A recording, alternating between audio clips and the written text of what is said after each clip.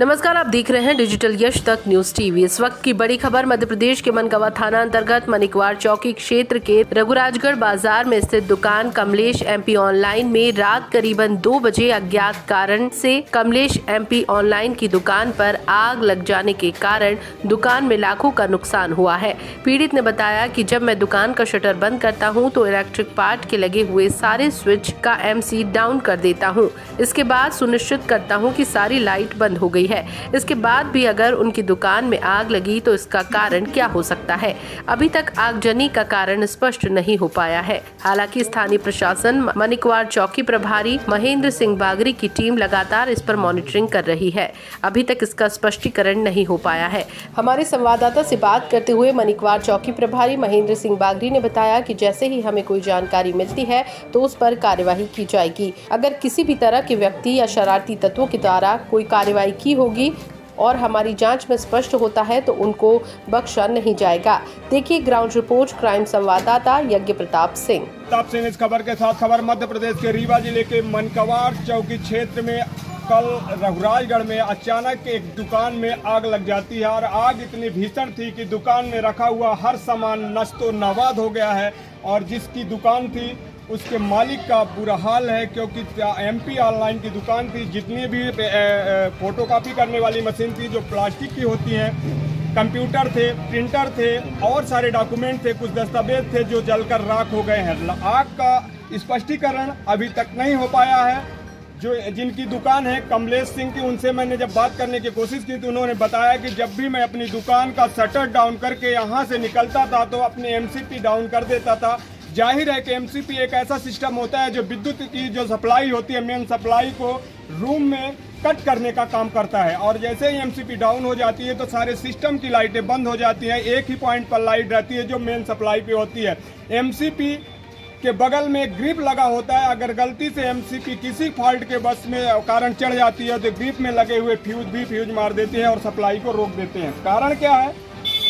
बिजली फॉल्ट का है या किसी शरारती तत्व का है, ये मैं स्पष्टीकरण नहीं कर सकता हूं। लेकिन आग लगी है और आग इतनी भीषण है कि एक छोटा सा दुकान चलाने वाला गरीब व्यक्ति अगर उसके इतनी बड़ी नुकसान हो जाए तो अपना भरपाई कर पाना बड़ा मुश्किल होता है। हमारे साथ में स्थानीय प्रशासन है।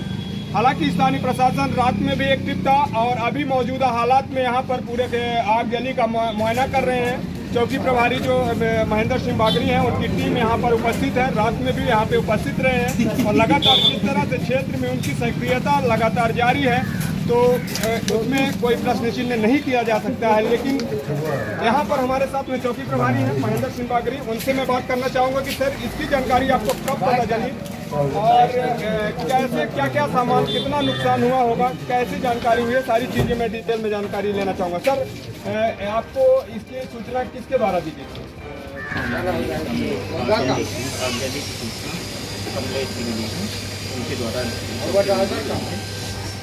जिसकी सूचना पर तत्काल मौके पर पहुँचकर काफ़ी संख्या से सामान जला नुकसान हुआ है। इसकी जांच की जा रही है। जो भी तथ्य सामने आए हैं की कार्रवाई। अभी तक इसमें आगजनी का मेन कारण स्पष्ट नहीं हो पाया। अभी वो तो जांच के बाद ही पता चलेगा। जांच कर रहे हैं, जो भी सामने आएगा। जाहिर है कि चौकी प्रभारी का काम जो है निहायत जी अपने शहर लफ्जों में उन्होंने ये स्पष्ट कर दिया है कि जांच के बाद जो भी तथ्य सामने आएंगे, जो भी इसमें इन्वॉल्वेशन होगा उसके ऊपर सख्ती से कार्रवाई की जाएगी। और कार्रवाई करने का जो तरीका है इनका अभी नहीं पहले से भी बहुत तीखा और सटीक है। अब देखना यह है कि इसमें आगजनी हुई कैसे। हमारे साथ में स्थानीय पटवारी हैं, उन्होंने भी यहाँ पे मौका करने के लिए यहाँ पहुँचे हैं। पटवारी साहब आपको कब जानकारी मिली इस चीज़ की? आज मुझे लगभग 8 बजे जानकारी आज हमें पीड़ित व्यक्ति के द्वारा कमलेश सिंह ने बताया। 8 बजे कहाँ थे उस टाइम आप? हम उस समय अपने स्थान कहाँ? रीवा में रहते। तो अभी क्या यहाँ पे कितना नुकसान हुआ होगा लगभग? यहाँ पे गलत करना पड़ेगा। अभी तो देख रहा हूँ 2-3 लाख से कम का 2-3 लाख। अभी मुआयना आपने नहीं किया? अभी किया नहीं। मैं यहाँ पर स्पष्ट कर लेता हूँ, हमारे साथ में पीड़ित है। किस चीज़ की दुकान आप चला रहे थे? एमपी ऑनलाइन क्या क्या सामान था यहाँ पे? कौन कौन सी मशीनें थी? फोटो कापी की 4-5 की मशीन थी। लगभग कितना उनका कॉस्ट क्या होगा? उनका कम से कम 4 लाख। फोटो कापी मशीन एक बड़ी थी जो कि 2.5 लाख की थी और छोटी छोटी थी। 5 कंप्यूटर थे, 4 कंप्यूटर, एक लैपटॉप। लगभग टोटल कितना नुकसान आपका हुआ? का करीबन 7 लाख। आपके यहाँ पे जब आप शटर बंद करते थे कैसे आग लगी? आपने शॉर्ट सर्किट से या क्या है कि क्या अंदेशा है आपका? ये तो मैं कुछ नहीं कह सकता कि कैसे लगी, लेकिन मैं जब जाता था सब डाउन करके जाता, शट डाउन करके जाता था। शट डाउन के बाद में आपके एमसीबी वगैरह पूरा गिरा के जाता था। अब कैसे लगी क्या? लगभग आपका कितना नुकसान हुआ होगा? लगभग 7 लाख। 7 लाख का प्लस ही होगा। कैसे भरपाई कर पाएंगे? क्या उम्मीद करते हैं प्रशासन? कैसे भरपाई कर पाएंगे? प्रशासन से क्या देखते उम्मीद हैं, करते अगर कुछ मदद मिलती है तो ठीक है, नहीं तो हो गया। जैसे जीरो से अभी तक नहीं इतना हुआ, फिर जीरो में आ गया।